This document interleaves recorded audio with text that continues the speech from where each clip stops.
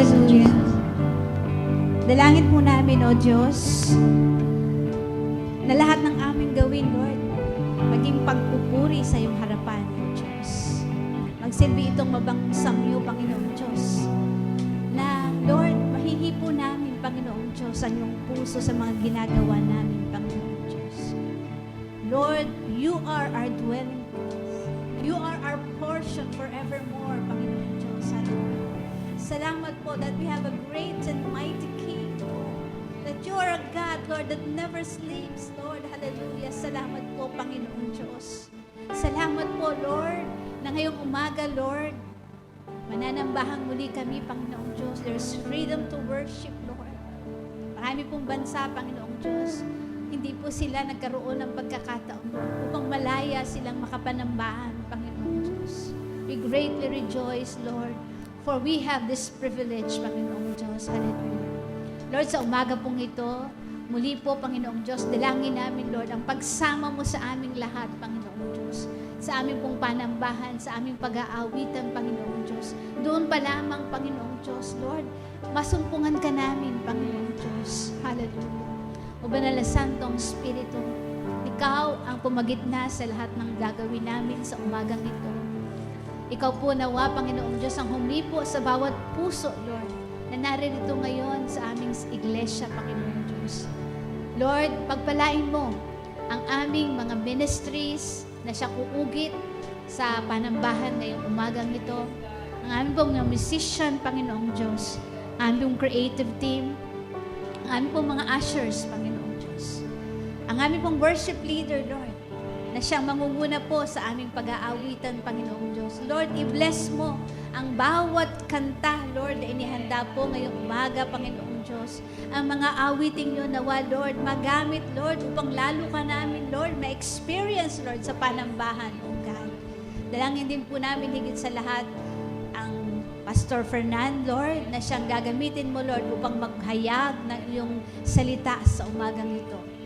Lord, katagpuin mo ang pangangailangan niya sa lahat ng gagawin niya sa pag-preach ng iyong word, Lord. Dalangin po namin na ang mga salitang mamumutawi sa kanyang labi sa umagang ito, Lord. May kapangyarihan, Lord, na siyang babalot sa bawat isa. Magpapalakas, Panginoong Diyos. Magbibigay kagalingan, Lord. Magde-deliver, Panginoong Diyos. Hallelujah. Bigyan mo ng kapangyarihan, Panginoong Diyos. Ang bawat salita na iyahayag sa aming kalagitnaan, Panginoong Diyos. Bigyan mo ng kaliwanagan, kaayusan, Panginoong Diyos. Ang bawat salita, Lord, na iyahayag sa aming kalagitnaan, Panginoong Diyos. Lord, inaalala din po namin sa umagang ito ang aming iglesia sa Sitio Suha, Panginoong Diyos, na kung saan naroon po ang aming Pastora LB at papunta po ngayong mga oras na ito, Lord. Samahan mo ang aming Pastora LB, Lord, patungo doon. Give her, Lord, traveling mercies, Panginoong Diyos, at nawa, marating po niya ang Sitio Suha ng ligtas, Panginoong Diyos. Dalangin po namin ang mga tao doon na siyang kasama, Lord, sa iglesia, na nawa, katagpuin mo sila, Lord, sa mga oras na ito. Nawa, Lord, ang aming panambahan doon, Lord, maging kasangkapan, no? Upang lahat ng mga tao doon mapalakas, Panginoong Diyos, sa kanilang pananampalataya, Lord. Lord, katagpuin mo rin, Lord, ang bawat isang naroon ayon sa kanilang kalagayan, Panginoong Diyos. Lord, i-bless din po ninyo, Panginoong Diyos, ang aming panambahan sa hapon, sa Green Forbes, Panginoong Diyos. Lord, ikita mo rin po ang mga tao na dadalo sa hapon, Panginoong Diyos. Dalangin po namin, Lord, na sila man ay magkaroon ng kauhawan, Panginoong Diyos, upang, Lord, makasama namin sila, Lord, sa panambahan sa hapon sa Green Forbes. Lord, ganun din po ang aming panalangin, O God, sa aming pong bayang Pilipinas, O God. Lord, sabi mo po sa iyong salita, you will heal our land, Panginoong Diyos. Patuloy namin dalangin, Lord, na ikaw po ang patuloy, Lord, na mag-heal sa aming bayan, Panginoong Diyos. Ang aming pong mga pagkakasala, ang aming pong idolatry, Panginoong Diyos, patawarin mo po ang bayang Pilipinas, Panginoong Diyos. Dalangin namin, Lord, ang aming pong presidente, Bongbong Marcos, Lord, nasamahan mo siya sa kanya pong panunungkulan at nawa po magkapagbigay siya ng maraming kaalwanan, Panginoong Diyos, sa mga Pilipino, Panginoong Diyos, na lalo po ay nasasadlak ngayon sa pagtaas ng presyo, Panginoong Diyos. Ang economy po namin, dinadalangin namin sa iyo, Lord, na ikaw po ang humawak, O Diyos, ng aming ekonomiya, Panginoong Diyos. Salamat po, Panginoong Diyos, maging sa aming Bishop Chito Sanchez, ang aming pong Pastora Rachel. Lord, malapit na po ang anibersaryong gaganapin sa ROG Maine. Dalangin po namin ang lahat ng pangangailangan. Ikaw po ang tutugon, Panginoong Diyos. Nawa po ang anibersaryong iyon maging daan, Panginoong Diyos, upang marami pang makakilala sa iyo, Panginoong Diyos. Hallelujah. Ganoon din po ang aking panalangin, Panginoong Diyos, sa bawat pamilya, Lord, na nanambahan, Panginoong Diyos, sa River of God, sa Lake Orb, sa Golden Hills, at maging sa Sitio Suha. Lord, ang dalangin ko po, Lord, patatagin mong ang bawat pamilya, Panginoong Diyos. Bigyan mo sila, Panginoong Diyos, ng pangailangan sa araw-araw, Panginoong Diyos. At nawa po, Lord, ang bawat pamilya, Lord, ikaw po ang mag-bind, Panginoong Diyos, sa pamamagitan ng pag-ibig, Panginoong Diyos. Hallelujah. Panginoon, sa iyo po namin, Lord, inihahabilin ang lahat ng gawain sa araw na ito, Panginoong Diyos. Sa iyo po namin ibinibigay sa iyong makapangyarihang kamay, Panginoong Diyos. Ang lahat pa ng gagawin ng iglesyang ito, Panginoong Diyos. Hallelujah. Ang aming mga pastors and workers, Panginoong Diyos, ikaw po, Lord, ang patuloy, Lord, na magbigay ng kalakasan, Panginoong Diyos, katyagaan, Panginoong Diyos, at hindi walang sawang paglilingkod, Panginoong Diyos, nawa ay maibigay namin sa iyo, Panginoong Diyos. Aming mga assistants pastors, Pastor Fernan, ang iyong pong lingkod, Pastor Buboy, Panginoong Diyos, lahat po kami ng mga leaders, mga workers, ang mga ministry heads, Panginoong Diyos, Lord, ikaw po ang humawak po, Lord, sa aming paglilingkod, sa iyo lamang po namin ibibigay, Lord, ang aming walang sawang paglilingkod, Panginoong Diyos, na sa bawat minuto ng aming buhay, Lord, magbigay papuri kami sa iyong pangalan, O Diyos. Hallelujah. Lord, we give you back all the praises, glory, and honor. In Jesus' name. Hallelujah. Lahat po ay pumalakpak ng malakas sa hari ng mga hari at Diyos ng mga Diyos. Hallelujah. Tayo po ay patuloy na magpuri sa ating Panginoon. Amen. Good morning ulit po sa ating lahat. morning. Good morning. Kaway-kaway naman tayo dyan. Harap tayo sa kaliwa, sa kanan. Batiin natin ang ating mga sisters, ang ating mga brothers. Diba, sabi ko nung nakaraan, walang Kristiyanong mangot. Kaya smile tayong lahat. Amen.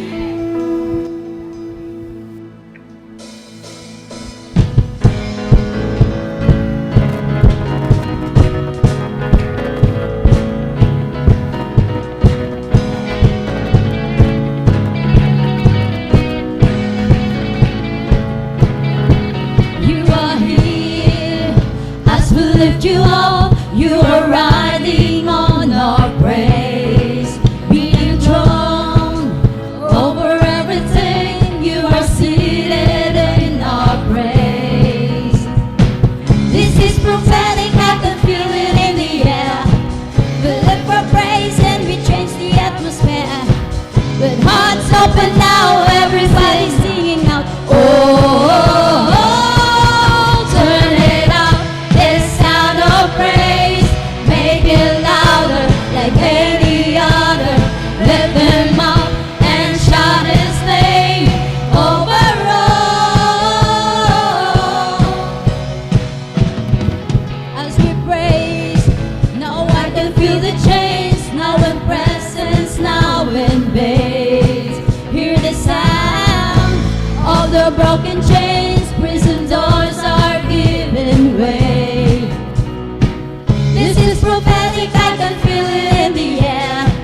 We lift our praise and we change the atmosphere. With hearts open now, everybody singing out. Oh, yeah, oh, turn it up, let's sound of praise. Make it louder like any other. Lift him up and shout his name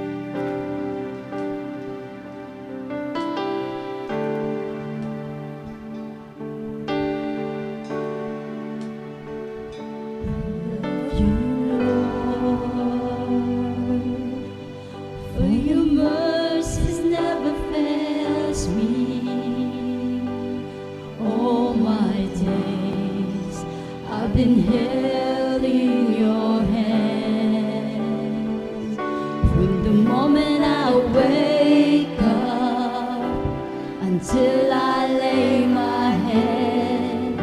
Oh, I will sing of the goodness of God. Yes, oh God. Love you, Lord, for your mercies never fails me. All my days I've been held in your hand. From the moment I wake up until I lay my head, I will sing of the goodness of God. 'Cause all my life you have been faithful. 'Cause all my life you have been so, so good. And every breath that I am able, oh, I will sing of the goodness of God. I love your voice. You have led me through the fire, and in darkness night, you are close like no other. I've known you as a father, I've known you as a friend. I have seen in the goodness of God. 'Cause all my life you have been faithful, oh Jesus. And all my life you have been so, so good. With every breath that I am able, oh, I will sing of the goodness of God. Your goodness is running after, it's running after me. Your goodness is running after, it's running after me. But my life laid down, I surrender now. I give you everything. Your goodness is running after, it's running after me. Your goodness is running after, it's running after me. Your goodness is running after, it's running after me. With my life laid down, I surrender now. I give you everything. Your goodness is running after, it's running after me. You have been faithful. 'Cause all my life you have been so, so good. And every breath that I am able, oh, I will sing of the goodness of God. Yes, oh Jesus. All my life you have been faithful. Oh,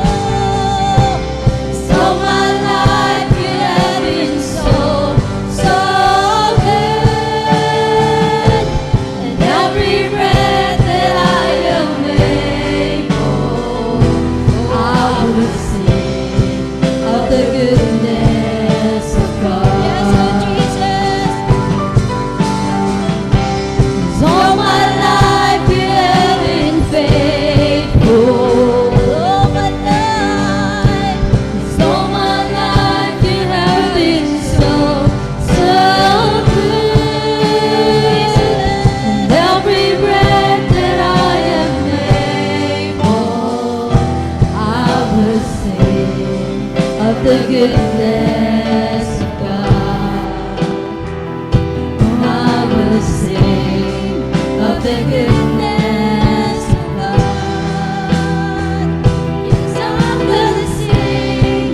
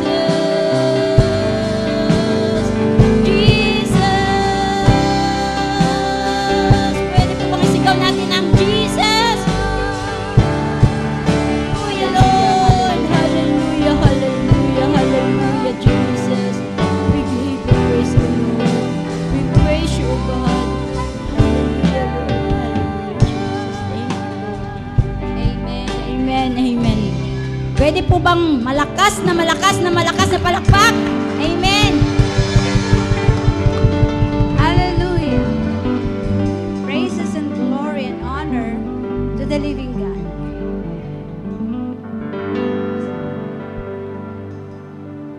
So, i-welcome po natin ang taga-deliver ng salita ng Diyos sa umagang ito. Pagpalain po ang buhay ng ating Pastor Fernan. Balakpang po natin ang buhay ng Pastor Fernan. Bigay good glory to God for his life. Amen. Hello, yes. Good morning po. Glory to God. Amen. Tayo po, lahat po na nagsasabing ang Diyos ay mabuti, palakpakan po natin ang Diyos na buhay. Amen. Praise God. Magandang umaga po sa bawat isa at magandang umaga rin po sa mga nasa online. Amen. Tayo po ay tumayo at bilang paggalang sa salita po ng Diyos, tayo po ay magbabasa ng verse sa Bible na matatagpo natin sa Galatians chapter 6, verse 7. Sabi dito, huwag ninyong linlangin ang inyong sarili. Di maaring tuyain ng Diyos. Ano ang itinanim ng tao, yon din ang kanyang aanihin. Pinagpala po ang pagbabasa ng salita ng Diyos. Tayo pong saglit ay manalangin. Dakilang Diyos na makapangyarihan sa lahat. Sa oras pong ito, Ama, inilalapit po namin sa iyo ang aming pananambahan. Holy Spirit, kayo po ang lumukop sa kabuuan po ng quadrangle na ito. Kayo po ang manguna mula umpisa hanggang sa matapos. Kayo lamang po ang mataas at maparangalan sa aming kalagitnaan at ang salita ay may pahayag, Lord, ng may pag-ibig, may karunungan, may katalinuhan, at may kapangyarihan. Lord, ihanda mo po ang aming puso, gawin po itong matabang lupa, O God, upang ito'y tumubo ng malabong sa aming mga buhay. Salamat po, Ama, ng marami at katagpuin niyo po ngayon pa lang ang pangailangan po ng bawat isa. Ikaw po, nakakapatid, kung ganito, katagpuin niyo po sila, O God, in the mighty name of Jesus, maging pong nasa online. Sa iyo po ang lahat ng papuri, luwalhati karangalan, pong aming dalangin, tangi lamang po sa pangalan ng Pensus, tayo pong lahat ay magsabi ng Amen, Amen. Sige po, palakpakan po natin Diyos at tayo po'y makakaupo na po. Ilagay po natin ating sarili sa comfort zone.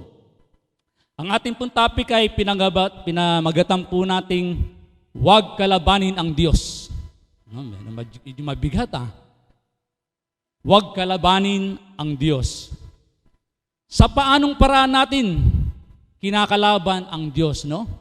Meron palang gano'n na nakakalaban pala natin ang Diyos. Sa ano kayang mga kaparaanan na ang Diyos ay ating nakakalaban? Dito pa lang po sa ating binasa sa Galatians, sabi po ito, huwag ninyong linlangin ang inyong sarili. Hindi maaring tuyain ang Diyos. Palang huwag ninyong tuyain o linlangin ang inyong sarili. Minsan kapag tayo ay nakakapanlamang, nakakapandaya, parang kala natin talagang nakaka-gain sa atin, naking pakinabang. Pero hindi po natin alam, ang sarili pala natin ang nadadaya natin at natutuya natin ang Lord sa mga bagay na yun. Amen?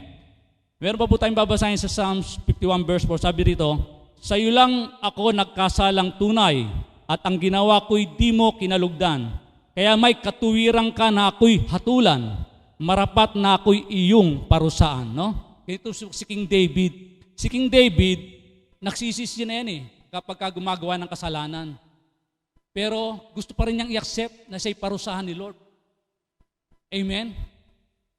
Mamaya po, nakikita natin yan. Nangyari po yan kay King David. No? Ibig sabihin, saan man pagka tayo nagkasala sa tao o sa Diyos, ibig sabihin, isa lang po ang ating pinagkasalan, walang iba kundi sa Diyos. Pero hindi nangangahulugan kapag tayo nagkasala kay brother, kay sister, hindi tayo hingi ng tawad doon sa ating pinagkasalahan. Amen? So, ibig sabihin, nagkasala ka sa tao, nagkasala ka sa Diyos lang tayo nagkasala, unang-una sa lahat. Amen? Kasi meron tinatawag na nagkasala ka ng direkta kay Lord, merong indirect na kasalanan kay Lord. Amen? Dito po sa Numbers, isa na lang po, Numbers 12 verse 8, si Moses naman ay isang taong mapagkumbaba.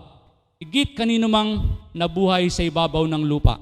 No, pinauna ko lamang po, baka makalimutan ko Natuwa lang po ako sa verse nito, patungkol po kay Moses, na ganun na lamang ang pagkakaitan ni Lord sa kapakumbaba ni Moses sa balat ng lupa.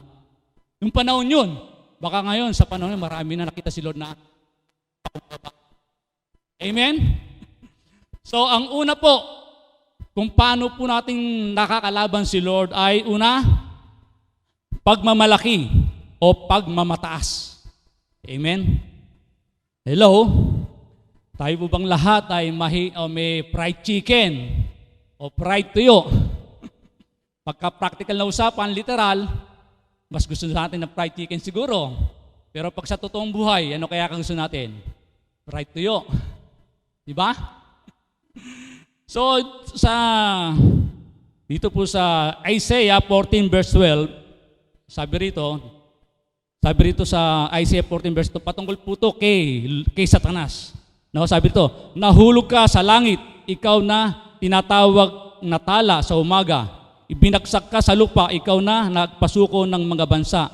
Sinabi mo sa iyong sarili, aakyat ako sa langit at ilalagay ko ang aking trono sa itaas ng mga bituin ng Diyos. Uupo ko sa itaas ng bundok na pinagtipunan ng mga Diyos sa bandang hilaga.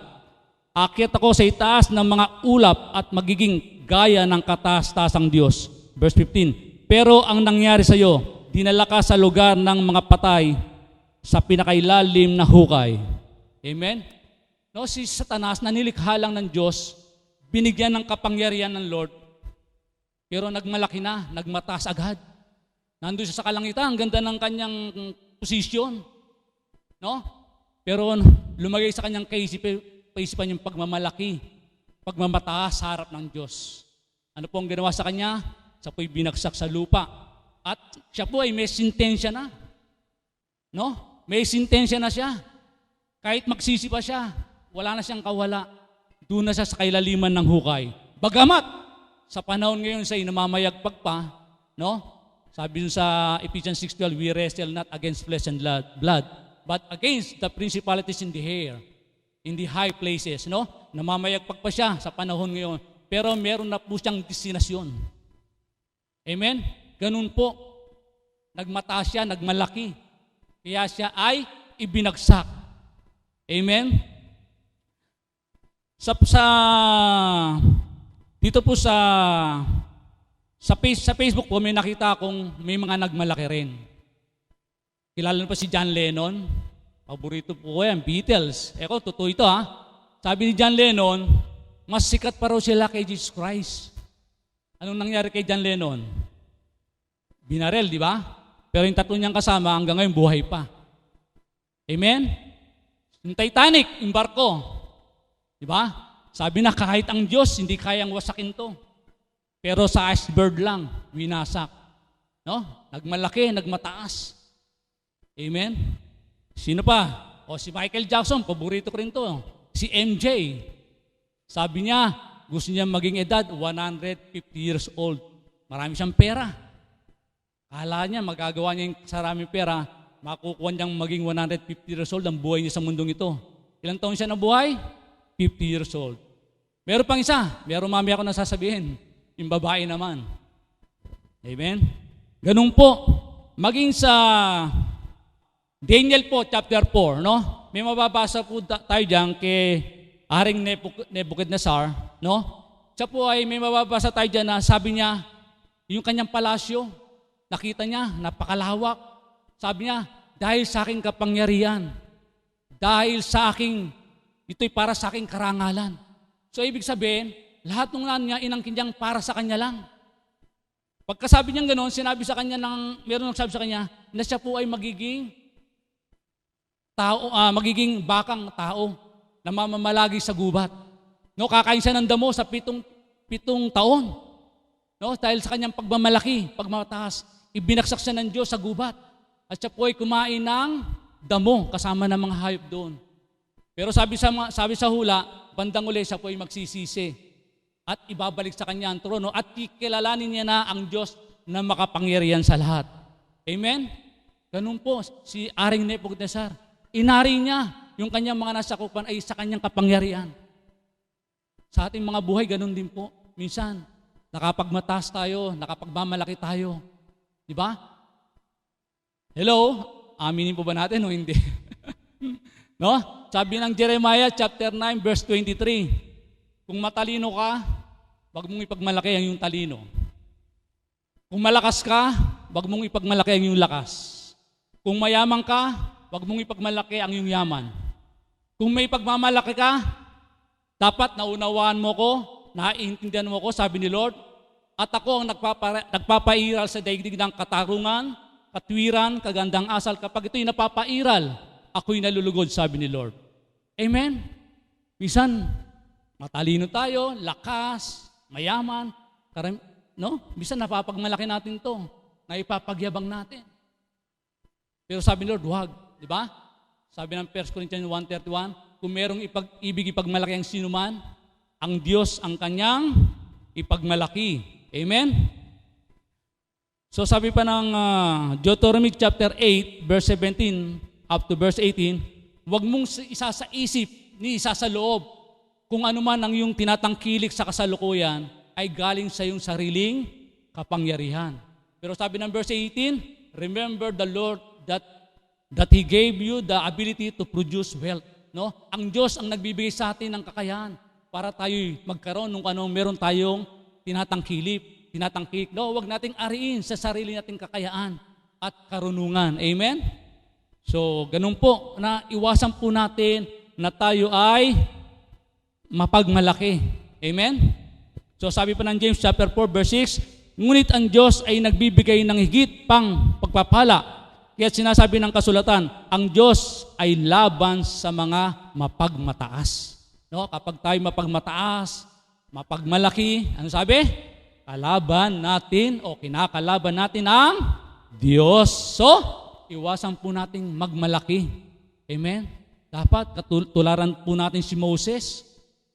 Diba? Babasahin ko ulit yung kay Moses. Gustong basahin ulit eh. Basahin ko lang po yung kay Moses ha. Sa Numbers 12 verse 3, si Moses naman ay isang taong mapagpakumbaba, igit kanino mang nabuhay sa ibabaw ng lupa. Hello? Gusto ba natin na sabihin sa atin ni Lord John? Pastor Buboy, nakita ko na siya'y mapagpakumbaba, Sister Lisa. Lahat ba gusto natin ng kay Moses? Hello? Can we say amen? Amen, no?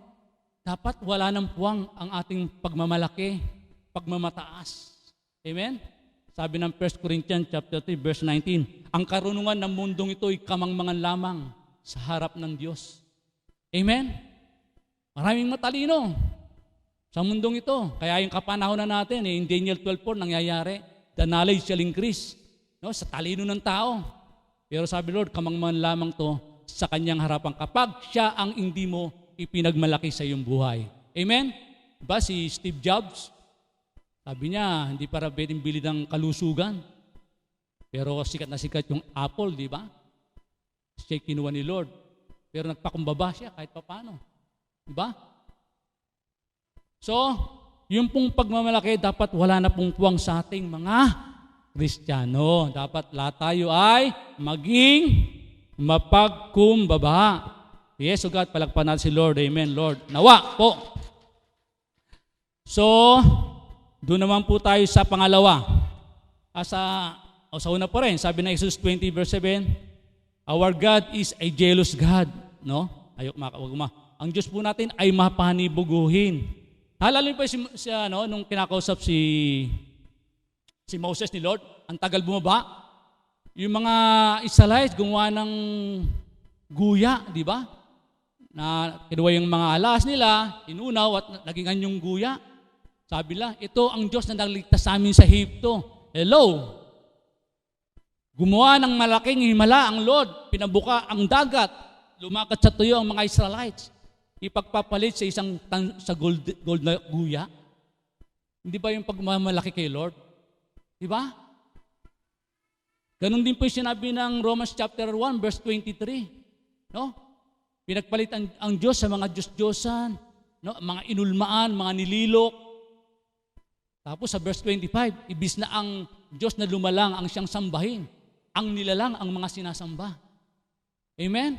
Yun po ay pagmamalaki kay Lord. Kaya wag po nating ipagpapalit si Lord kahit kanino.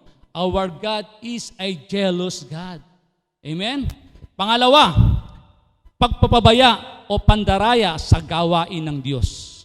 Mayroon palang pagpababaya o pandaraya sa gawain ng Diyos. Sabi ng Jeremiah 48 verse 10, sumpain nawa siya na gumagawa na walang halaga sa gawain ng Panginoon at sumpain siya na nag-uurong ng kanyang tabak sa dugo. Sa English po nito, sabi rito sa English, curse is he who doeth the works of the Lord deceitfully.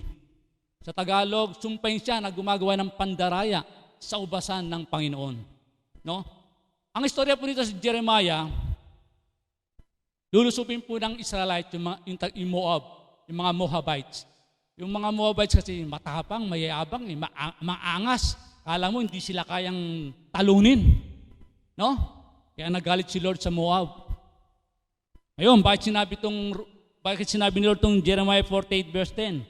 No? Sumpain nawa siya na gumagawa ng pandaraya sa ubasan ni Lord. Kasi sabi rito, yung pong mga Israelites, siyempre may mga armas yan, di ba? May mga sandata lahat yan. Dapat gamitin mo. Dapat gamitin mo sa paglusob. No? Hindi ka magpapabaya. Meron kang tungkulin sa mga Israelites o sa mga, halimbawa, tayo kapulungan, lahat tayo meron tungkulin. No? Dapat gamitin mo yung sandata mo sa labanan. Hello? Tayong lahat ay sundalo ni Lord. Amen? Meron tayong kanya-kanyang tungkulin na ginagampanan sa ating iglesia. Amen? Kayo na sumagot, tayo ba'y pabaya o hindi? Hello? Di ba? Sabi po ng sa Matthew 25 verse 1 up to verse 12, yung itong 10 virgins, di ba? Yung 5 fools, yung 5 wise, yung 5 na mangmang ay pabaya. Di ba? Hindi sila nakapasok sa wedding banquet o yung sa kasalan. Hindi sila, pabaya sila eh. Hindi sila nagdala ng tamang langis para hindi maubusan. Amen? Sa atin ganun din po, dapat tayo maging pabaya. Dapat lagi tayong naka-ready, nakahanda. Kung ano bang role natin na ginagampanan bilang mga anak ng Diyos, gampanan po natin ng buong pag-ibig, buong pagmamahal. Ang pinaglilingkuran po natin ay Diyos. Amen? Hindi ang tao. No? Lahat tayo pantay-pantay. Walang mali, kaya binang Proverbs 22 verse 2, ang mahirap at mayaman, ako ang lumika, para pareho ang aking pagtingin sa kanila, sabi ni Lord. Sa atin, ganun din, kung anong role natin kay Lord. Bilang mga Kristiyano, amen, pantay-pantay tayo kay Lord. Pero tayong dapat gampanin na dapat wag nating pabayahan. O tulad ng pagpe-pray, di ba? Kahit pa paano, pag-pray po natin. Kung wala tayo sa plantilya ng iglesia, no? Marami tayong dapat gampanan para kay Lord. Amen? Wag po natin pabayaan o wag po tayo maging magpabaya. Sa Matthew chapter 5, verse 13 up to verse 18, we are the salt and light of this world. Sabi diyan, kapag ang asin nawala ng alat, ayan ay tatabang at yan ay tatapak-tapakan na lamang. Gusto ba natin na tayo asin at magiging matabang at tayo tatapak-tapakan na lamang? Amen? Dapat panatilin po natin tayo yung maging maalat. Di ba pagka kaya natin lalagyan asin yung mga karne, mga isda, para wag mabulok, wag masira, maging preservative.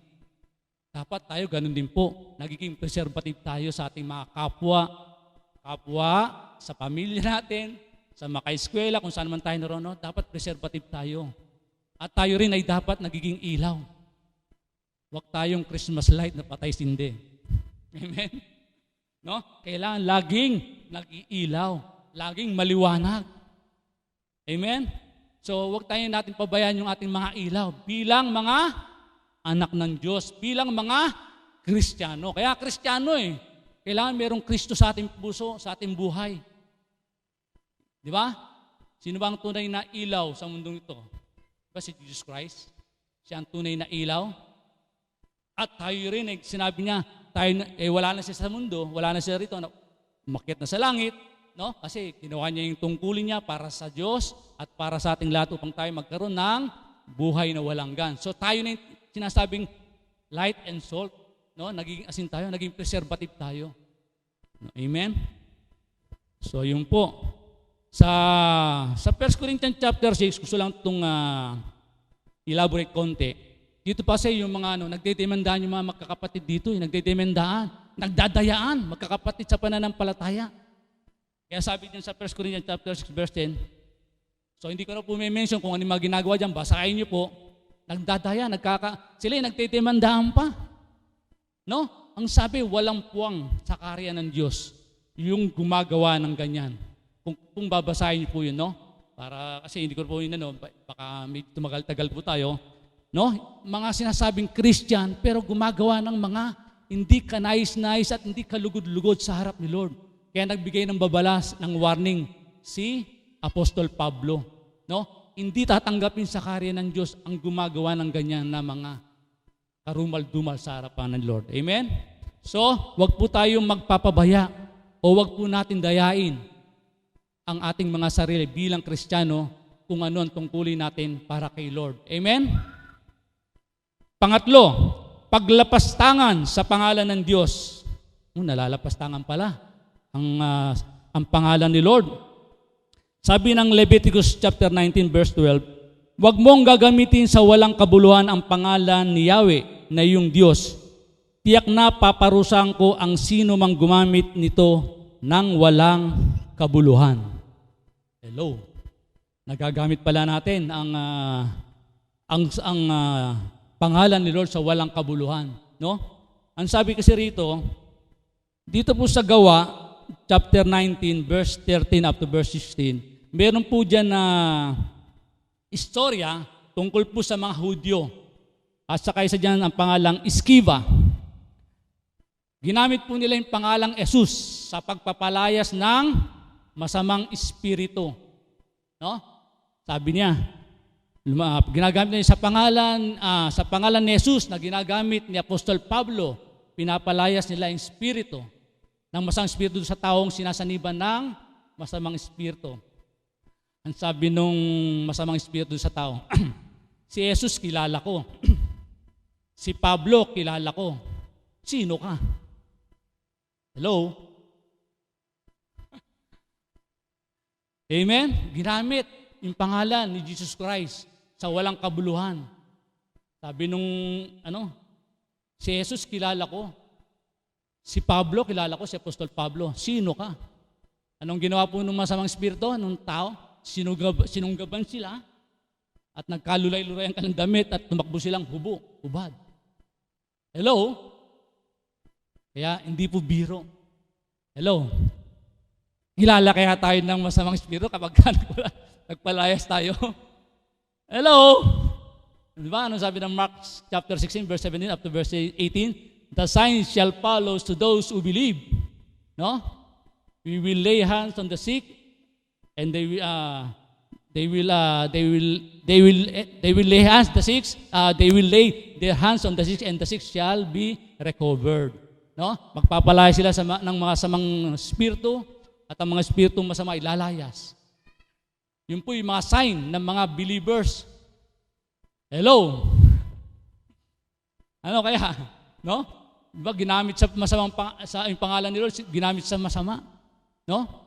Si Jesus kilala ko, si Apostol Pablo kilala ko. Sino ka? Hello? Alam ko naman, lahat naman tayo kilala ni Lord. Amen? Kilala tayo. Amen? Huwag tayong matakot. Tatakot yata tayo eh, di ba? Tinanggap na natin si Jesus Christ bilang Panginoong tagapagligtas. Amen? So maging maingat lang po tayo. Amen?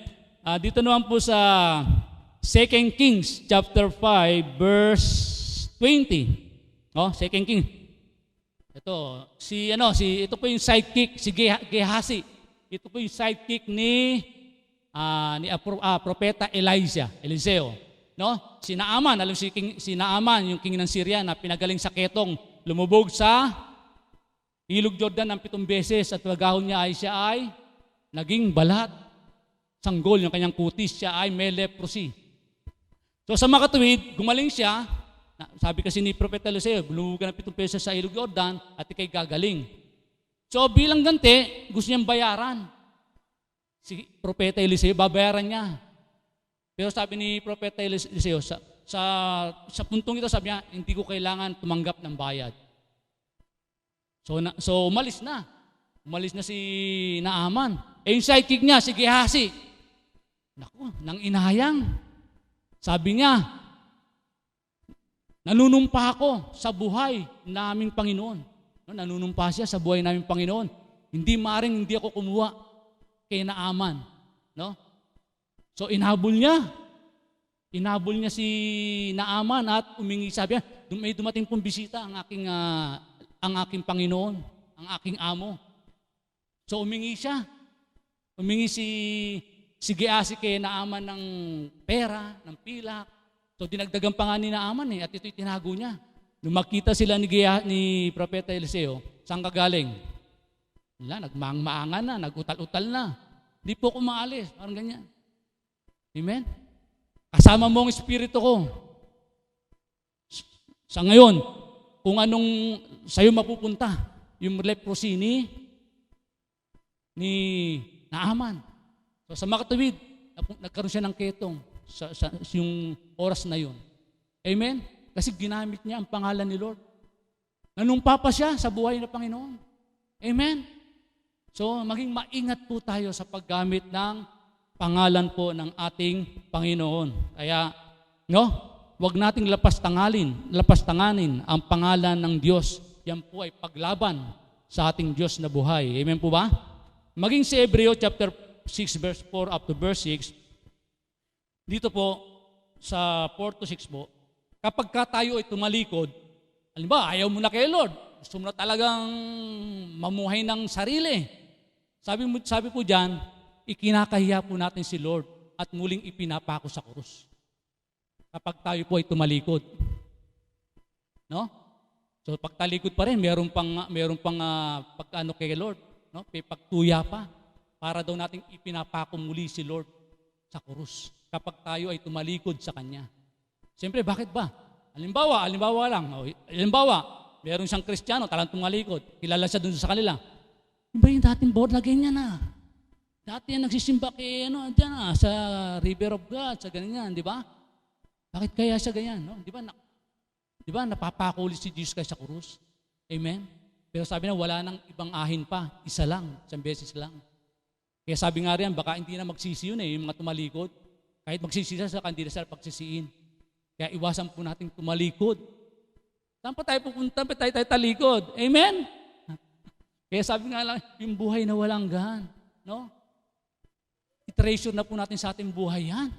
No? Eternity yan. Meron din siyang eternity, eternal death. Amen? So may sabing pagtalikod eh. Kaya maging maingat po tayo. Sabi nga lagi sa si Chisuwa pera na, naging bato pa. Eternal life na, naging eternal death pa. Amen? Huwag na tayong makipagsapalaran. Huwag na tayong sumugal sa takbo ng mundong ito. Amen? Sabi po rito sa, pang-apat na po pala tayo. Paglapastangan sa lingkod ng Diyos at pagkuha ng handog para sa Diyos. Pang-apat po ito, no? Basahin po natin 1 Samuel chapter 22. Sabi rito, Eli at ang kanyang mga anak, matanda na noon si Eli, umabot na sa kanyang kaalaman ang kasamaang ginagawa ng kanyang mga anak sa mga Israelita. Alam na rin niya ang pagsiping nila sa mga babaeng naglilingkod sa pintuan ng toldang tipanan. Kaya pinangaralan niya ang mga ito. Mga anak, nababalitaan ko ang kasamaang ginagawa ninyo sa mga tao. Bakit ninyo ginagawa iyon? Tigilan na ninyo yan. Pangit ng usap-usapang kumakalat tungkol sa inyo. Kung ang isang tao'y magkasala sa kanyang kapwa, maaring mamagitan sa kanila si Yahweh. Ngunit sino ang mamamagitan kung kay Yahweh siya nagkasala? Ngunit hindi siya pinakinggan ng kanyang mga anak sapagkat nais na silang parusahan ni Yahweh. Sa verse 29 and verse 30, bakit ninyo pinagnasaang maangkin ang mga alay at andog sa akin? Mas iginagalang mo pa yata ang iyong mga anak kaysa akin. Bakit mo sila pinapabayaang magpasasa sa pinakapiling bahagi ng mga handog para sa akin? Ipinangako ko noon na tanging ang sambahayan mo lamang ang makakalapit sa akin habang panahon. Ngunit hindi na ngayon. pararangalan ko ang nagpaparangal sa akin, ngunit pababayaan ko ang nagtatakwil sa akin. Amen? Sa istorya pong ito, si Sacerdote Eli, sila pa yung mga pare, no? Mga lingkod ni Lord, mga pare sila, may mga taas na tungkulin sa iglesia. Sa panahon na yon, tatay nila, sacerdote, yung dalawang anak niya, pare din. So gumawa sila ng kalapastanganan kay Lord at sa mga lingkod ni Lord. No? Meron tayong nabasa ron, sinipingan yung mga babaeng lingkod. No? So yung mga naglilingkod. So sabi po ni Propeta Eli, kung magkasala ka sa tao, pwedeng mamagitan sa ang Lord. Pero kapag tayo ay nagkasala mismo kay Lord, sino ang pwedeng mamagitan? Amen? So kaya rito, paglapastangan sa lingkod ng Diyos at pagkuha ng handog. Ito po ay para sa lahat sa atin to. Wala po itong exempted. No? Mataas naman tungkulin mo, masababa, para-pareho lang tingin sa atin, Lord, pero walang exempted dito. No? Makikita po natin dito na sila ay inatulan ng Diyos na sila ay mamatay na. No?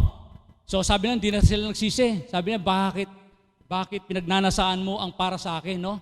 Mas para bang pinapaboran mo yung mga anak mo, sabi ni Lord kay kay Sacerdote Eli. So sa makatuwid, no, hindi sila nagsisi. No? Wala silang pagsisi sa yung mga anak ni Eli, no? So patuloy nila pong ginagawa iyon. Yung paglalapastangan sa lingkod ng Lord. So makita po natin dito sa Malakay chapter 3 verse 6. Sabi po diyan, I the Lord who change not. No? Ako ang Diyos na hindi nagbabago. Dito po sa nabasa natin, sabi ng Panginoon, dun sa lahi po ni Sacerdote Eli, dapat yung pagiging sacerdote ay magpakailanman sa kanilang angkan. Mamamalagi. Pero kumambyo po si Lord, hindi na ngayon. Dahil sa ginawa ng mga anak ni Propeta Eli, hindi na ngayon. Ililipat ko na sa iba. Hello? No? Minsan, ganun tayo minsan, no? Para ba tayong, kasi yung pangako ni Lord, conditional yan eh. Depende. Dahil dito, sumuhay sila, hindi nila ginalang si Lord. Nagkasala silang direct na pagkakasala kay Lord. Kaya, yung magpakailanman na sila maging sacerdote ni Lord habang panahon, hindi na. Kumambyo si Lord. No? Wag po nating hayaan din sa ating buhay, kumambyo si Lord sa ating buhay. Amen? Di ba? Ang sarap paglingkuran ng Lord eh. Huwag na tayong kumambyo. No? Dito kumambyo si Lord. No? Parang sabi bakit kaya hindi tinupad ni Lord? Conditional nga eh. Di ba? Sa atin din, meron tayong mga inaasang kay Lord, pangako niya. Pero bakit kaya hindi natutupad? Hindi binibigay. Baka meron tayong something, di ba? Baka merong nakita si Lord na parang hindi pa dapat. Baka kumakambyo rin si Lord. Amen? So dito po, hindi po ibig sabihin nito na ito'y para sa lahat, no? Dito po sa Numbers naman, chapter 12, si Miriam pag-usapan. Si Miriam po nagre-rebelde. No? Sabi niya, si Moses lang ba ang propeta? Sa kanya lang ba nangungusap? Ang Lord, di ba? Meron siyang pagrebelde kay Moses. So nangyari po kay Miriam, siya po ay tinubuan ng sakit sa balat.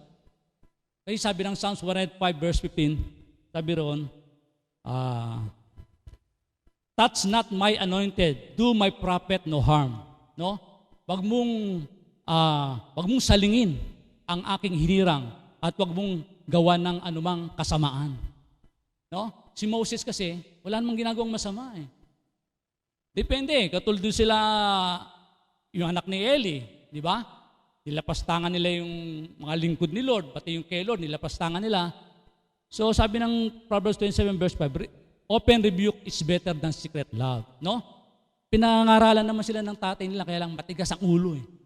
Kaya sabi ng Proverbs 29 verse 1, those who sleep naked, after so many rebuke, they will suddenly destroyed. Kaya ganun nangyari, kaya sa mga anak niya eh. Matigas ang ulo. Nire-review yan kalang magulang ng kanyang tatay. Anong sabi ni Lord? Tinakda na ang kanilang kamatayan. Bata pa po sila. Amen? Dalawa, si Opni at si Pineas. So dito naman si Miriam, nagrebelde. No, nagreklamo siya kay Moses. So siya ay binigyan ng sakit sa balat. Amen? So wag po nating lakpas-tanganin ang mga lingkod ni Lord. No? Kahit dito sa atin, kahit taga-ugas siya ng pinggan, taga-linis, no? Vice versa yan. Amen?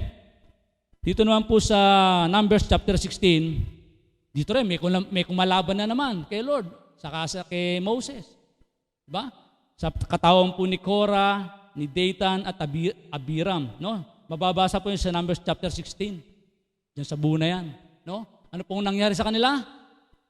Bumuka yung lupa. Si Dathan saka si Abiram nakatayo, bumuka yung lupa, nilamon sila ng lupa. Amen? Siguro sa panahon hindi na para nakakatakot no, di ba? Medyo tumawa naman po tayo. Hindi, sa panahon yun, no? Ngayon, iba na. No? So, ganun po yung nangyari doon sa lumalaban sa mga lingkod ni Lord, sa kanyang mga hinirang, no? Na wala namang ginagawang masama, kundi paglingkuran ang kanyang mga tupa. Sabi nga ni Moses, antitigas ng ulo ito, Lord Di ba? Pati nga si Moses, parang napoprovoke na minsan Di ba? Matigas yung mga Israelites kung nagbabasa po tayo ng Bible. So ganun po. Yung po namang si Korah, at meron siyang 250 na tagasunod, yung Korah, sila lang po nilamon ng apoy. 250 followers ni Korah. Ganun pong ginawa ni Lord dun sa mga kumalabang kay Moses. Amen? Kaya dapat po tayo ay magtulungan, magmahalan bilang lingkod ni Lord.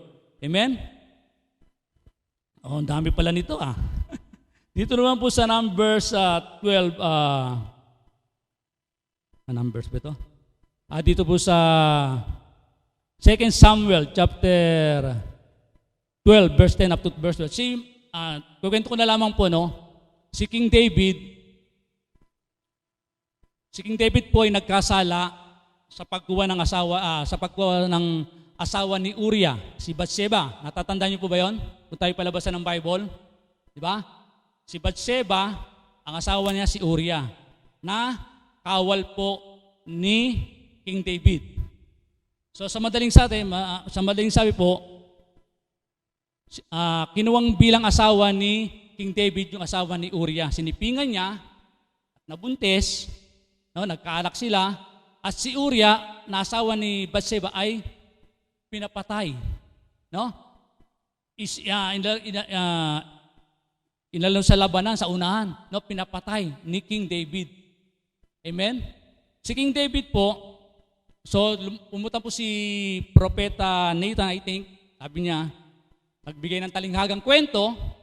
Nung marinig ng kwento ni King David, dun tungkol sa ginawa ng doon sa dukha, yung dukha ko pa sinasabi ng mahirap, walang iba kundi si Uriah at si Bathsheba.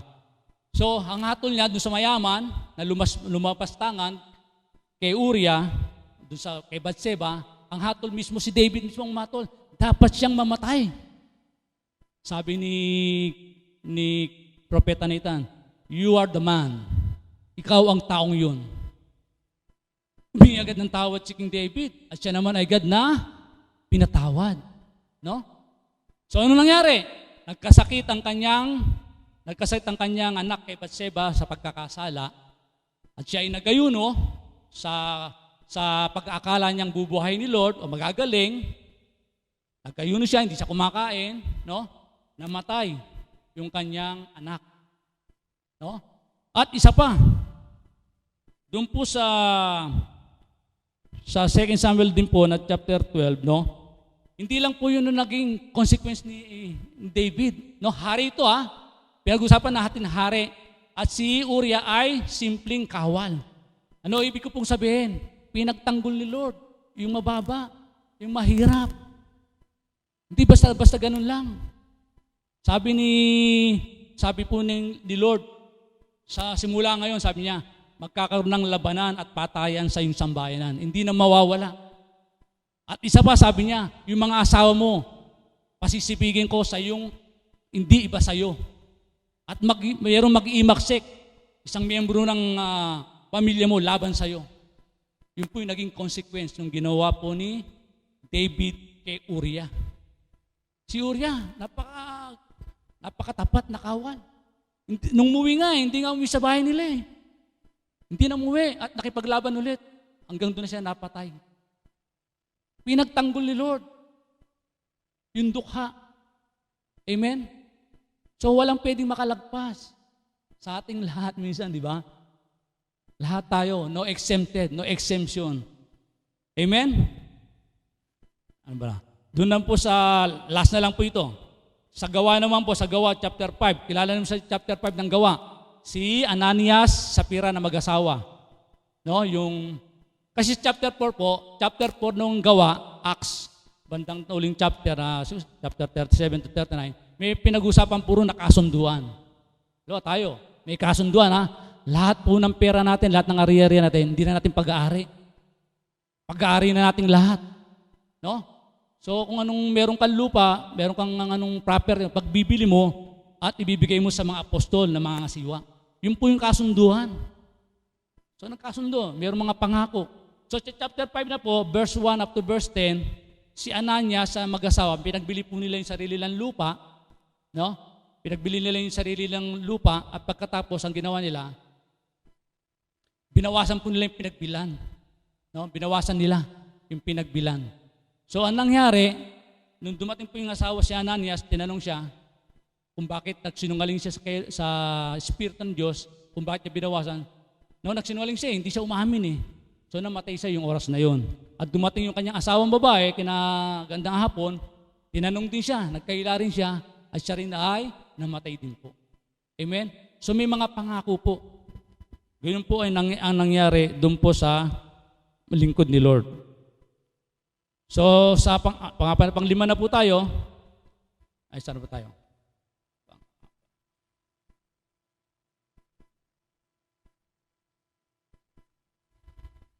So panglima po, sabi rin sa panglima, pagkutya at paglapastangan sa paglilingkod at sa mga kautusan ng Diyos. So iba naman po itong pagkutya sa paglilingkod at iba naman yung pagkutya sa kautusan ng Diyos. Amen? Sabi po din sa Malakay chapter 3, verse 13 up to verse 18, hindi ko alam kung maano po dyan, no? O yan, sige po. Basahin po natin. O sige ba, masakit ang sinabi ninyo tungkol sa akin, sabi ni Yahweh. Ngunit ang tanong ninyo, ano ba ang sinabi namin laban sa iyo? No? Verse 14, sabi niyo, walang saysay ang maglingkod sa Diyos. Ano ba ang mapapala natin sa pagsunod sa kanyang mga utos o sa pagpapakita natin na kay Yahweh na nagsisis tayo sa nagawa nating kasalanan? Verse 15, hindi ba't kung sino ang palalo ay siya pang pinagpapala, hindi lamang nananagana ng masama, kundi sinusuwak pa nila ang Diyos sa paggawa nila ng kasamaan? Ngunit hindi sila pinaparusahan. Pagkatapos nag-usap-usap ang mga taong may paggalang kay Yahweh. Pakinggan niyo mabuti ito. Pagkatapos nag-usap-usap ang mga taong may paggalang kay Yahweh, pinakinggan niyang mabuti ang kanilang usapan, kaya pinatala niya sa isang aklat ang mga pangalan ng mga gumagalang sa kanya. Verse 17, magiging akin sila, sabi ni Yahweh, na makapangyarihan sa lahat. Sa araw na ako'y kumilos, itatangi ko sila bilang sariling akin. Ililigtas ko sila tulad ng pagligtas ng isang ama na anak na naglilingkod sa kanya. Verse 18, muli ninyong makikita ang pagkakaiba ng mabuti at ng masama at ng taong naglilingkod sa Diyos at ng hindi naglilingkod sa kanya. Amen? So nakita rito natin, tayo pong mga lingkod ni Lord dito, no? Ito po'y pagkutya sa paglilingkod. Napansin po natin sa binasa po natin, yung ibang naglilingkod doon, yung walang paggalang kay Lord, naihinip na, ayaw na maglingkod. Parang gusto na lang gumaya doon sa tagalabas. No? Parang, ano pa mapapala natin? Para-pareho lang naman. Amen? Pero ang sabi ni Lord, anong sabi niya? Muli ninyong makikita ang pagkakaiba ng mabuti at ng masama ng taong naglilingkod sa Diyos at ng hindi naglilingkod sa Kanya. Anong sabi pa ni Lord, di ba? Yung mga naglilingkod, aariin niyang sa Kanya. Sa ibang translation, sabi niya, aariin niyang mamahaling alahas. Amen? Ganun yung mga nag-usap na may takot kay Lord. Hello, tayo pong lahat ay may takot kay Lord? Yes, sabihin mo, mamahaling alahas ka. Inaari ka ni Lord na sa Kanya. Hindi mo masarap pakinggan. Mismo sa bibig ni Lord, sinabi niya yun sa mga may paggalang sa Kanya, may takot sa Kanya. Hello? No? May naiinip na. Meron ba kayo nakitang nainip kay Lord na naglilingkod? Na para bang wala na sila? No? Kinainipan nila yung paglilingkod. Hindi naman nila tinuyay yung naglilingkod. Yung paglilingkod nila mismo yung sarili nila. Parang ayaw na nila. Gagaya pa ba tayo doon o doon tayo sa may paggalang kay Lord? Hello? Doon po tayo sa may paggalang kay Lord. Doon sa may takot. Di ba sarap pakinggan? Inaari tayong mamahaling alahas o mamaringal na kasangkapan na tinatago-tago natin. Yung mga gold-plated na kutsara, gold-plated na, di ba, mga pinggan, no? Ganun tayo itinuturing Lord na may paggalang sa Kanya. Kaya sa atin po mga kapatid, huwag tayong manginawa, huwag tayong mainip. Darating din takda ng panahon na tayo'y makasama ni Lord. Sabi ng Revelation chapter 21 verse 4, papahirin ang ating mga luha, wala ng sakit na maramdaman, wala ng paghirap, wala ng pagdurusa. Ang sabi ng Psalms 90 verse 10 70 to 80 years old ang buhay ng tao sa mundong ito. Maiinip pa tayo. Yung tatamuin natin nga, sabi ko nga, nating lahat buhay na wala hanggan. Eternity. Walang katapusan. Maiinip pa tayo. Bigla ko nakita si Billy, Billy Graham ba yan? No? Sabi niya, ang tatamuin natin, walang katapusan. Wala nang paghihirap. Pero may naiinip. Tulad po nung mga nandun. Bagamat walang sinabi si Lord kung anong gagawin doon, pero may mga pagkalang, tinala pa nga saklat di ba? Pangalan ni brother, ni sister, tinala ni Lord, may mga paggalang para pagdating ng paghukom ng kanyang paghatol, ay maaalala tayo ni Lord. Amen? Palakpakan po natin si Lord. Amen? Ganun po. Huwag tayong mainip sa paglilingkod. No? Pagdating ng panahon, ay sa sigera. No?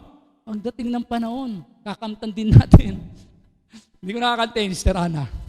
Bagamat alam ko yun. Sister Merian, tumawa. Paubaya ko yun sa mga golden boys.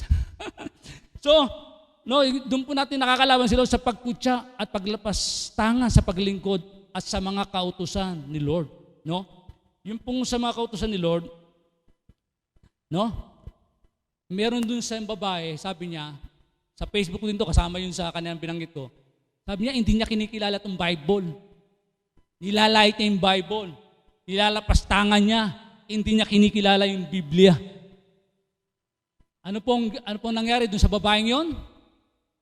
Nakita niyo ba sa Facebook yon? 4 sila rin. Ito yung huling-huli. Yung babae, may kotse siya. Yung kotse po niya ay nasunog. Dinadrive niyang kotse, nasunog. Anong nangyari sa kanya? Hindi siya nakilala, ang babae. No? Ganun niya tinuya ang Bible, ang salita ng Diyos. No? Anong nangyari sa kanya? Nasunog ang kanyang kotse, kasama siyang nasunog, at hindi na siya makilala. Siguro, abong-abong na siya. Amen? Kaya hindi biro, hindi po ba? Nakalabanin si Lord. Kalabanin ang kanyang salita. So, uli na po tayo. Panghuli ay yung hindi tapat sa Diyos at pakipagkaibigan sa mundo. Sabi ng Santiago chapter 4 verse 4 up to verse 5, mga taksil, hindi ba ninyo alam na kapag nakipagkaibigan kayo sa sanlibutan, ay kinakaway naman ninyo ang Diyos? Ang sino mang nagnanais na maging kaibigan ng sanlibutan ay nagiging kaaway ang Diyos. Huwag ninyong akalaing walang kabuluhan ang sinasabi sa kasulatan. Ang Espiritong inilagay ng Diyos sa atin ay puno ng matinding pagnanasa. No? So sabi rito, wag daw po nating, kung tayo pinakipagkaibigan sa mundo, ay kaaway natin ang Diyos. Amen? So ano po sabi ng 1 John chapter 2 verse 15 out to verse 17? Sabi rito, sabi po dyan na wag po nating ibigin ang nasa mundo. O wag nating ibigin yung mga nasa mundo. Ang lahat ng nasa mundo, lahat ng pagnanasa ng mga mata, ng laman, wag po natin pagnasaan, no?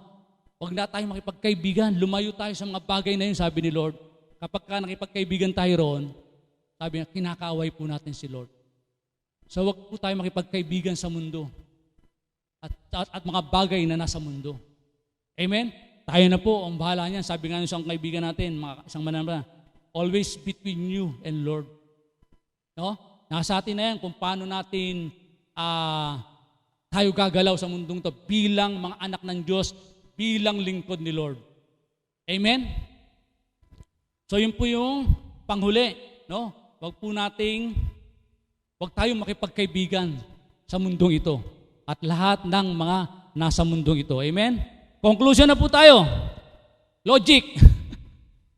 Ano ang logic po para wag natin makalaban si Lord? O wag natin siyang malapastangan? O para wag natin siyang makalaban? Logic. Sister Ana, narinig namin logic eh. Mahilig ako sa logic eh. Diba? Logic. Conclusion. Mahalin mo ang Diyos. Palakpakan po natin si Lord. Lahat ng nagmamahal kay Lord, palakpakan ng malakas si Lord. Yun lang ang logic eh. Mahalin mo ang Diyos. Anong sabi ng Matthew 22 verse 37 up to verse 39? No? Mahalin mo ang Diyos ng buong puso. Anong sabi? Buo. Hindi kalahati, hindi 1/4, kundi buo. Buong puso. Buong isip. Buong kaluluwa. Buong lakas. Amen? Puro buo ah. Sabi ng 1 Peter chapter 1 verse 16, be holy for I am holy. Amen? Kaya dapat laging buo. Kung Lord, sorry lagi tayo nagsasorry kay Lord. No? Buong puso. At pangalawa, sabi, ibigin mo ang iyong kapwa gaya ng pagmamahal mo sa iyong sarili. Kaya tayong lahat na bilang lingkod ni Lord ay dapat magmahalan. Amen? Yun lang po sikreto eh. Mahalin mo ang Diyos. Amen? Sabi nga may kasabihan nga tayo, we cannot please everybody. Tama po yun, di ba? Hindi natin pwedeng, tawag dito sa Tagalog, hindi natin pwedeng masiyahan sa atin yung lahat ng tao. Pero ang mahalaga ay, si Lord ay nalulugod sa atin. Di ba? Haling, huwag na malugod sa akin si ganito, si ganito rin.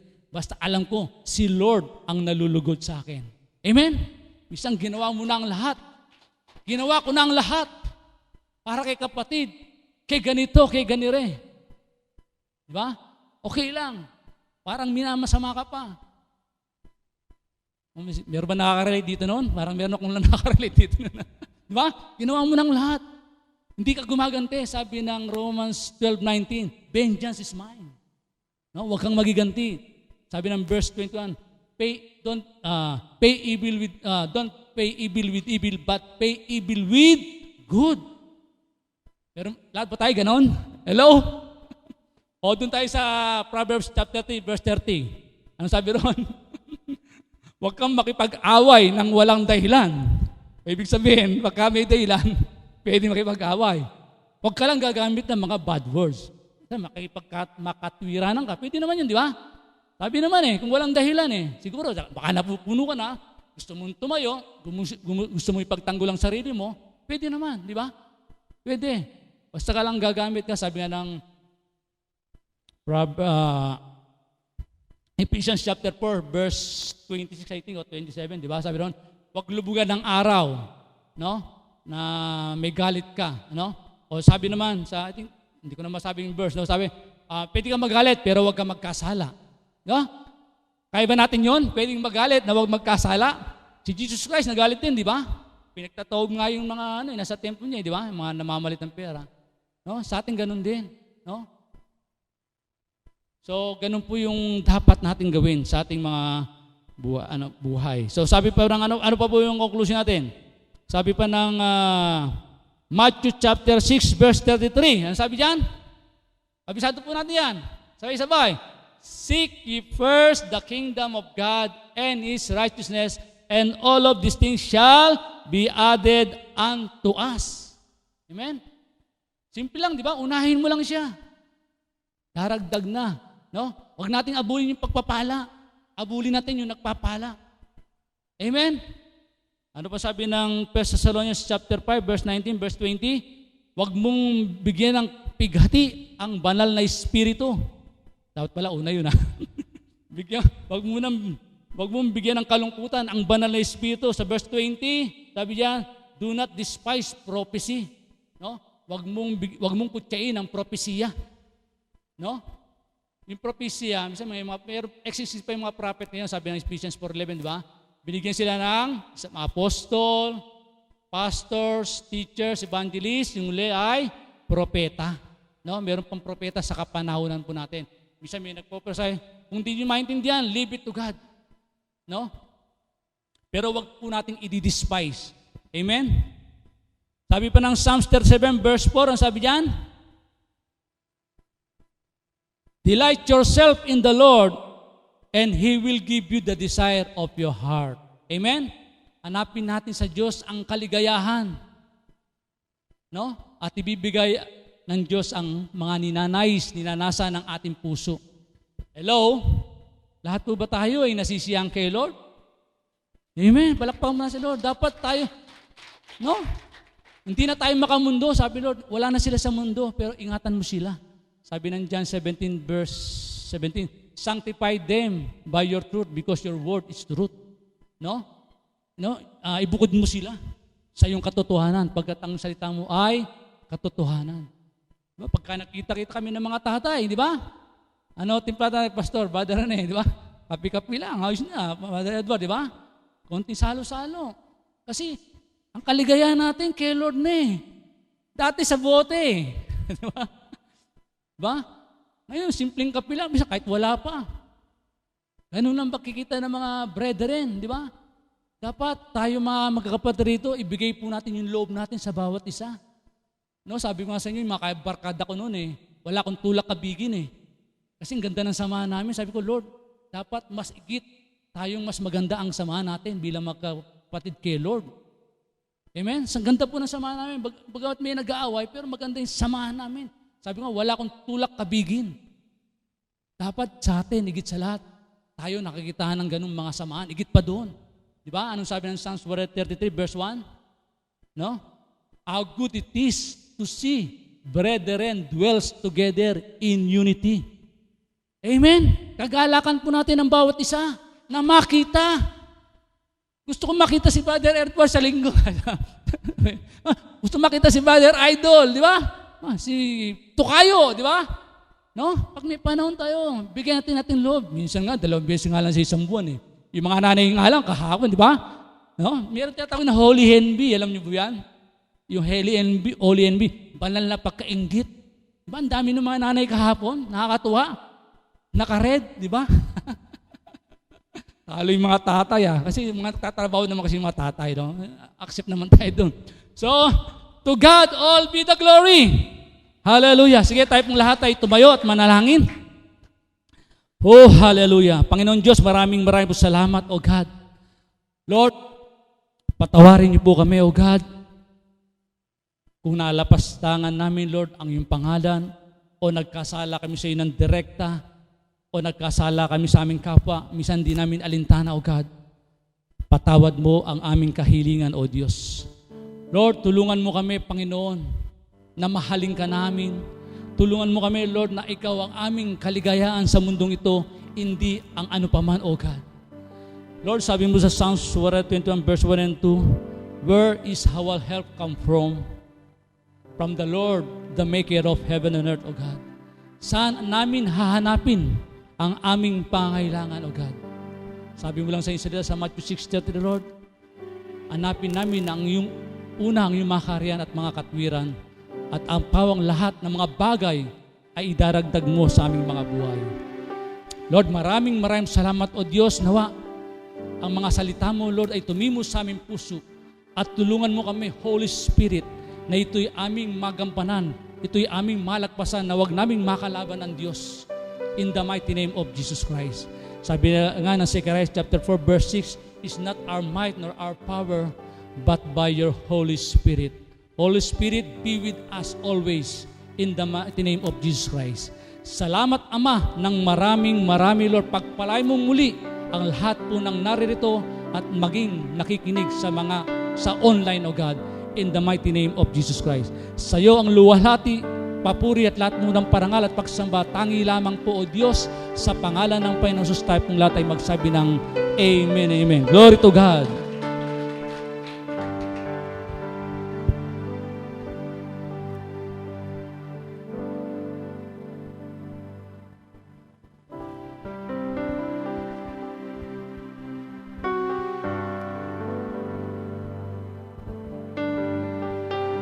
Yan po, purihin po ang Panginoon.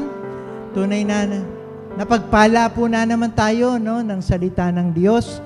Napakagandang mensahe po na binigay po ng ating mahal na Pastor Fernan, na nagustuhan ko yung sabi niya, huwag nating habulin yung pagpapala. Ang habulin natin yung nagbibigay ng pagpapala. Pero alam niyo mga kapatid, nakakatuwa po, ngayon ko lang nalaman na favorite pala ni Pastor si MJ, si Michael Jackson. Pero Pastor, hindi ka nag-iisa. Kasi si Tony, tsaka ako, favorite ko rin si Michael Jackson. Kaya nga pagka sinabi si Sir Julie, pa, maglaba ka na, nagmumunwalk po ako, ganyan, no? Papunta sa labahin. Yeah. Moonwalk.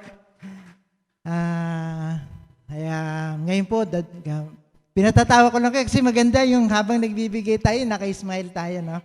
Ngayon, tutungo na po tayo sa atin pong pagkakaloob. Meron po lang isang, siguro familiar na sa inyo itong verses na ito. Sabi po sa John 3:16, "For God so loved the world that He gave His one and only Son, Jesus Christ." Na ang Panginoon, nung sinabi niyang, "For God so loved the world," yung pag sinabi niyang love, meron pong kaakibat na ginawa. Ano yung ginawa ng Lord para may padama niya yung kanyang pagmamahal? Pagbibigay ng kanyang sariling anak, na kaisa-isang anak na si Jesus Christ. Diba? Kasi ang sabi po, pag sinabi ng ating nagmamahal tayo, laging merong kasunod na action yan. Action, di ba? Kaya, alam nyo, halimbawa ako, binigyan ko halimbawa ako, nagbigay ako ng regalo kay Pastor Fernan. Hindi po nangangahulugan na umaasa ako na, hindi ibig sabihin na nag-expect siya sa akin na bibigyan ko siya ng regalo. At hindi ko rin naman iniisip na obligasyon ko na magbigay. Diba po? Kaya ako nagbibigay, kaya gusto kong bigyan ng regalo si Pastor Fernan kasi nagmamahal po ako. Mahal ko siya. Di ba? Kaya gusto ko siyang bigyan. Ganon din sa atin, no? Kasi totoo po yung kasabihan eh. Hindi tayo pwedeng magmahal. Pwede tayong magbigay na hindi tayo nagmamahal. Pero, tandaan po ninyo ito, hindi kayo pwedeng magmahal kung hindi kayo marunong magbigay. No? Kaya kapag nakikita po natin itong, ano tawag dito? Basket ng offering o ng tithes, dapat iniisip natin na hindi obligasyon yung pagbibigay o hindi ito routine. Diba? Pag minsan parang routine na lang. Yan, every Sunday, bigay. Diba? Huwag natin isipin na obligasyon yan. Kundi, dapat po nating isipin sa ating mga isipan na kaya tayo nagbibigay dahil mahal natin ang Panginoon, mahal natin ang gawain ng Diyos, at yung mga pananalapi po na ating pong ipinagkakaloob, yan po ay ginagamit para po sa ikasusulong, di ba, ng gawain ng Diyos. No? Ginagamit yan para maabot natin kagaya mga taga-Sitio Suha. Hindi naman pwedeng sumakay si Sister Nisel at si Pastor Fernan sa tingting para makarating ng Sitio Suha. Di ba? Kinakailangan nila ng gas, kinakailangan nila magdala ng mga pagkain para magdala sila doon ng mga pangangailangan po ng tao. Ginagamit yan para sa paglago at ikasusulong ng ating gawain. No? Sabi po sa John chapter 14, verse 14, verse 15, sabi ng Panginoon, "If you love me, do what I have told you." Kung talagang mahal ninyo ako, sabi niya, gawin ninyo kung ano yung sinasabi ko. At isa sa pagpapakita po ng ating pagmamahal sa Diyos ay yung atin pong pagsunod sa Kanyang ipinag-uutos na tayo po ay magkaloob. Tayo pong lahat ay manalangin. Panginoon, maraming salamat po sa pagkakataong ito, Panginoon, na kami po ay muli na magbibigay, Panginoon, sa inyong harapan. Lord, tunay po, Panginoon, na alam po namin na hindi mo kailangan yung aming mga pananalapi, kundi, Panginoon, tinuturuan mo kaming matutong magbigay sapagkat ito po ay para sa aming ikabubuti. Nais mo, Panginoon, na sa aming pagbibigay ay ibuhos mo, Panginoon, ang mga pagpapalang halos wala ng kalagyan, Panginoon, sa iyong kaharian, Panginoon. Sinabi mo na kung unahin ka namin, ang lahat ng mga bagay ay susunod na lamang, Panginoon. Kaya Lord, patuloy na ipinapanalangin ko, Panginoon, ang iyong mga anak. Tunay, Panginoon, na pagpalain mo sila sa lahat ng aspeto ng kanilang mga buhay. Kung may kakulangan, kayo po ang magpuno. Kung may kakulangan sa pinansyal, kayo po magkaloob. Kung may mga pangangailangan sa iba't ibang bagay ng kanilang buhay, Panginoon, ipagkaloob mo po ito sa kanila, Panginoon, sapagkat alam po namin na ikaw po ang talagang resources, ikaw ang pinagkukunan ng lahat-lahat sa aming pong mga buhay, Panginoon. Maraming salamat po. Sa iyo namin binabalik ang lahat ng papurit pasasalamat sa tanging pangalan ng Ama, ng Anak, at ng Espiritu Santo. Amen.